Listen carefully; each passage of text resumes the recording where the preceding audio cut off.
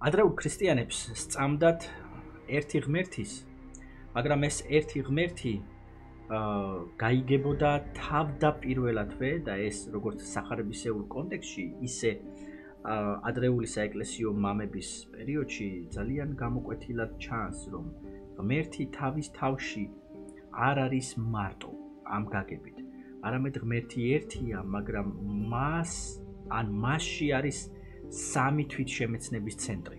ეს დღესაც ქრისტიანობისთვის რთულად აღსაქმელი და რთულად გასაგებია ერთის მხრივ თითქოს, მაგრამ ტექსტი უბრალოდ ჯიუტია. და თუ ჩვენ მას მიუდგებით არამიკერძოებული თვალით და მთლიან კონტექსტში განვიხილავთ, ძველი აღთქმიდან დაწყებული ახალ აღთქმამდე დამთავრებული და ეკლესიის ისტორიას გადავხედავთ, მთელი ამ პერიოდის მანძილზე ეკლესია ყოველთვის ქრისტეს, იესო ქრისტეს აფასებდა იმაზე მეტად, ვიდრე უბრალო ადამიანს.